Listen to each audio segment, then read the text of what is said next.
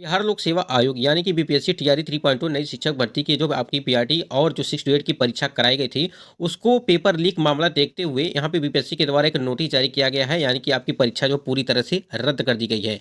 आप स्क्रीन पे देख पा रहे हैं, आज की डेट लगी हुई है यहाँ पे 20/3/2024 और इसमें जो है देखिए आर्थिक अपराध इकाई बिहार पटना के प्रतिवेदन के आलोक में दिनांक 15/3/2024 को दोनों पालियों यानी कि आपको पता होगा कि पहली पाली में 6 to 8 की परीक्षा और सेकेंड पाली में आपकी जो है 1 to 5 की परीक्षाएं वो आयोजित की गई थी। आयोजित विद्यालय अध्यापक प्रतियोगिता परीक्षा टीआरई 3.2 विज्ञापन संख्या आपका ये था, यानी कि 22/2024 का प्रश्न पत्र परीक्षा पूर्व लीक हो जाने के कारण रद्द किया जाता है। आपको पता होगा, जब आर्थिक अपराध इकाई की पूरी टीम ने जांच पड़ताल किया और साक्ष्य भी दिया, तब जो है बीपीएससी आयोग ने उसको नहीं माना, लेकिन बाद में आज ये इन्होंने नोटिस जारी कर दिया। और आपको बता दें कि 48 पेज का एक एफआईआर फाइल भी हमने आपको दिखाया था, उसके जरिए सारी चीज़ देखते हुए यहाँ पे बीपीएससी ने आज इस नोटिस जारी किया कि जो है प्रश्न पत्र परीक्षा पूर्व लीक हो जाने के कारण जो है इसको रद्द किया जाता है। अब देखिए यहाँ पे टीआरई 3.2 की परीक्षाओं के पुनः आयोजन की तिथि बाद में घोषित की जाएगी। अब ये सवाल यहाँ पे ये सबसे बड़ा सवाल ये उठता है कि आपकी परीक्षाएं कब कराई जाएंगी, और इसके बीच जो है आचार संहिता, आपको बता दें कि आचार संहिता जो है लागू भी है, और इसको देखते हुए क्या परीक्षाएं होगी, कब तक होगी, इसके हम आपको बता देते हैं एक बार। स्क्रीन पे आप देख पा रहे हैं कि सूबे में आदर्श से आचार संहिता लागू, नए काम पर लगे रोक। लेकिन एक चीज़ यहाँ पे समझिएगा, अगर आपसे हम बात कर रहे हैं कि यहाँ पे देखिए जो नए काम है, यहाँ देखिए चुनाव की तारीखों का ऐलान होते ही बिहार में जो है आचार संहिता लागू होती है। अब बिहार में अब कोई नया सरकारी काम शुरू नहीं हो सकेगा, शिलान्यास या उद्घाटन पर रोक लग गई है। हालांकि जो योजनाएं पहले से शुरू हैं उस पर रोक नहीं लगेगी। ठीक है, आप यहाँ से ये चीज़ें आप समझ सकते हैं। आपको बताना चाहेंगे कि आपकी जो चुनाव है, यानी कि आपका 19, 26, 7, 13, 22, 25, ये आपकी परीक्षा यहाँ पे चुनाव का जो तारीखें रखी गई हैं। तो देखिए 19 अप्रैल, 26 अप्रैल, ये आपकी दोनों दिन जो है चुनाव हैं। ठीक है, उसके बाद आपकी चुनाव है 7 मई, 13 मई और 20 और 25 मई को आपकी जो है वो चुनाव रखे गए, यानी कि ये इस वाले डेट पे तो आपकी चुनाव ये परीक्षा हो नहीं सकती है, यानी कि 19 को और 26 को। तो ये डेट आप इसको इस पर आपकी परीक्षा नहीं होगी। लेकिन देखिए यहाँ पे अभ्यर्थियों के मन में सवाल ये उठ रहा होगा कि आचार संहिता लग गई है तो क्या पेपर कराया जा सकता है या नहीं कराया जा सकता है। तो देखिए अगर आपसे बात करें यहाँ पे, देखिए इन्होंने साफ साफ लिख दिया है कि बिहार में अब कोई भी नया सरकारी काम शुरू नहीं हो सकेगा और शिलान्यास उद्घाटन पर रोक लग गई है। हालांकि जो योजनाएं पहले से शुरू हैं, यानी कि ये भर्ती तो पहले आई, ठीक है, और आपकी जो है नोटिफिकेशन जारी किया गया, आपके फॉर्म अप्लाई हुए, सारी चीज़ें हुई, तो ये पहले से योजना मतलब कि ये पहले की है, तो इस पर रोक नहीं लग सकती है कि ये नया काम नहीं है, क्योंकि नए काम पे रोक लगेगी। अगर कोई नई भर्ती होती है, यानी कि कोई भर्ती कराई जाती है, नोटिफिकेशन जारी किया जाता है, तो उस पर रोक लग सकती है। लेकिन ये जो आपकी परीक्षा है इस पर रोक नहीं लगाई जा सकती है।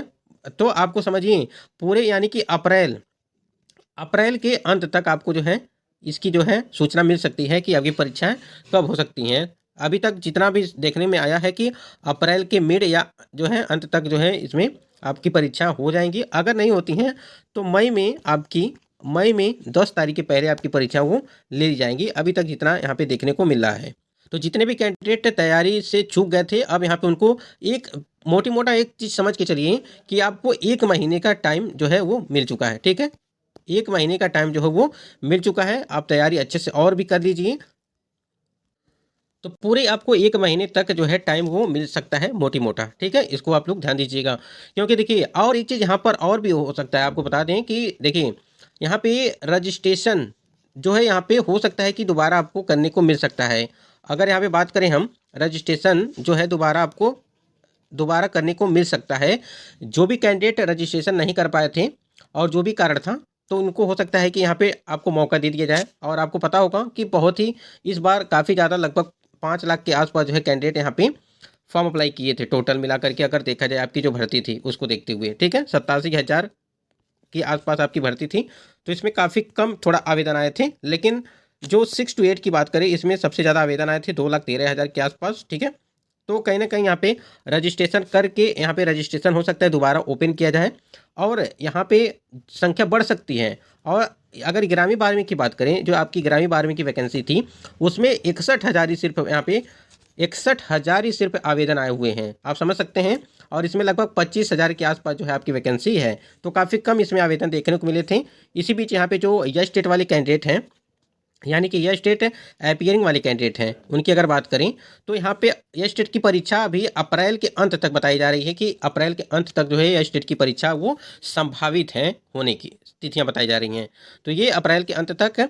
तो अब यहाँ पे मौका ये है कि यह स्टेट वाले अपीयरिंग भी थोड़ा प्रयास करें कि यह स्टेट अपीयरिंग का जो अपीयरिंग वाले हैं उनकी परीक्षा वो जल्द से जल्द करा दी जाए और यहाँ पे रजिस्ट्रेशन की प्रक्रिया जो है फिर से दोबारा चालू किया जाए। जिनका भी रजिस्ट्रेशन नहीं हुआ है, अगर यह स्टेट का एग्ज़ाम करा दिया जाता है और रजिस्ट्रेशन फिर से चालू हो जाता है तो कहीं ना कहीं ये वाले स्टूडेंट, यह स्टेट वाले स्टूडेंट यहाँ पे जो है काफ़ी फ़ायदे में रहने वाले हैं। तो देखिए क्या कुछ होता है, अगर चुनावी माहौल देखा जाए तो हो सकता है कि आपकी रजिस्ट्रेशन फिर दोबारा दिया जा सकता है।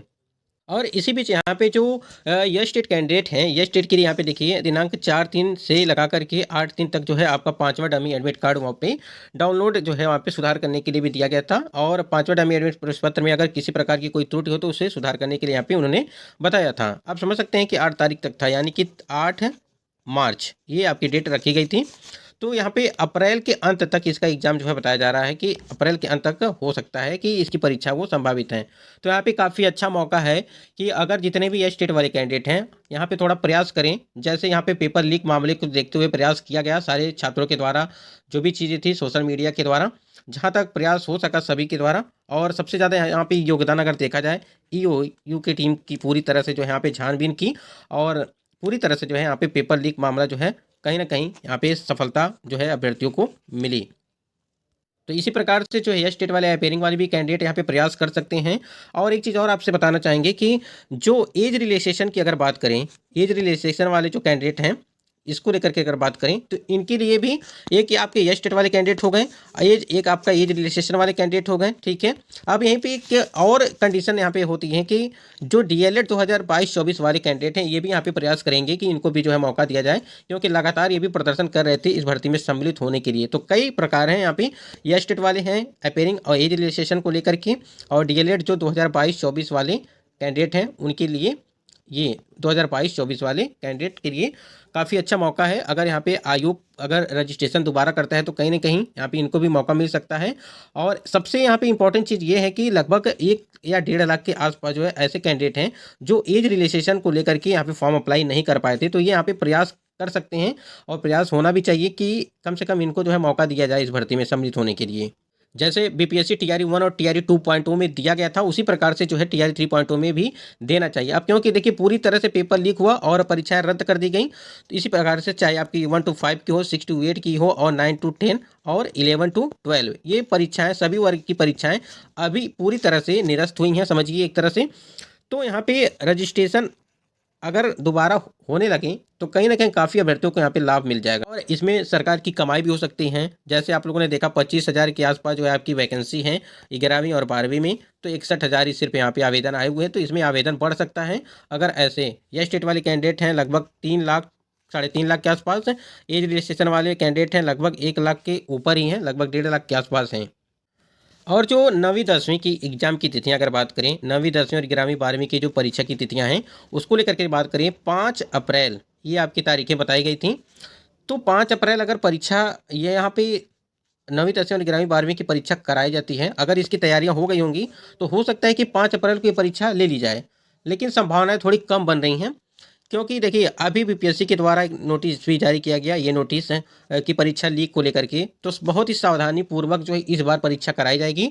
और कहीं ना कहीं जो है इसमें अभी थोड़ा सा टाइम लग सकता है, क्योंकि इतने चीज़ों से बीपीएससी आयोग जो है गुजरा है इन जो है लीक पेपर लीक मामले देखते हुए। तो कहीं ना कहीं थोड़ा सा यहाँ पे रिलैक्स होंगे लेंगे और कहीं ना कहीं उसके बाद से ही कुछ इस पर कोई डिसीजन लिया जाएगा कि परीक्षाएं की डेट है जो है इसमें परिवर्तित किया जाए, जो आपकी 5 अप्रैल को बताई गई हैं। तो इसको भी इसमें भी अभी पूरी तरह से कंफर्म नहीं है और ये तिथियां जो थी वो संभावित तिथियां थी, हमने आपको पहले भी बताई थी। अगर आप चैनल से जुड़ेंगे रेगुलर तो आपको सारी चीज़ें हम आपको बताते रहते हैं।